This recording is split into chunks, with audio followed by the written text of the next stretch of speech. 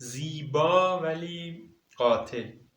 تنها دختر که با این خصوصیت ها مردم در زمان قدیم میشناختنش دختر بود به اسم روزا که موضوع دوم ویدیو کانال فکت سیاهه.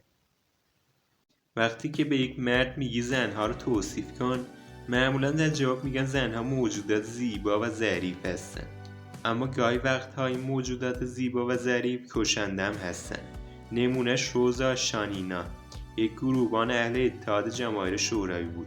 روزا در 3 آوریل 1924 متولد شده و تا پایان عمر خودش در 27 ژانویه 1945 به عنوان یک تک تیرانداز در ارتش سرخ خدمت کرد و در طول جنگ جهانی دوم 59 نفر رو فرستاد اون دنیا.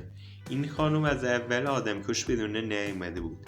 قبل از سال 1941 مثل بقیه زنها زندگی میکرده، اما بعد از این سال به خاطر کشته شدن برادرش در جنگ داوطلبانه ثبت نام کرد در ارتش و به اصرار خودش اون رو فرستادن تا در خط مقدم بجنگه و حتی برای اینکه موافقاش قبول کنه درخواستش رو چند بار نامه نوشت برای استالین رهبر اتحاد جماهیر شوروی و ایشون به خاطر دقت بالایی که داشت در تیراندازی معروف بود و همزمان میتونست 2 گلوله در مدت زمانی کم به 2 هدف بزنه و چون در یک عملیات از 6 تا 11 آوریل 1944 فقط در همین 5 روز 13 سرباز دشمن رو کشته بود، به خاطر همین شجاعتش در 9 ژوئن همون سال تصویرش روی جلد روزنامه‌های شوروی چاپ شد و مدال افتخار شجاعت دریافت کرد و تبدیل به اولین زنی شد که همچین مدالی رو دریافت کرده.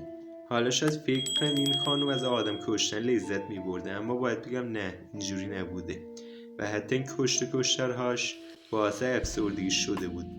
از نامه‌هایی که می‌نوشت معلوم بود.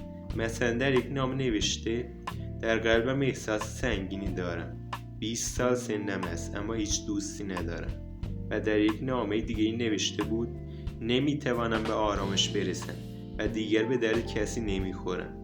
روزا در 28 ژانویه 1945 بر اثر یک حمله توپخانه‌ای کشته شد.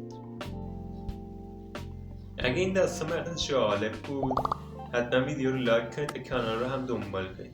من سیامک هستم و ممنون بابت اینکه تا اینجای ویدیو با من همراه بود.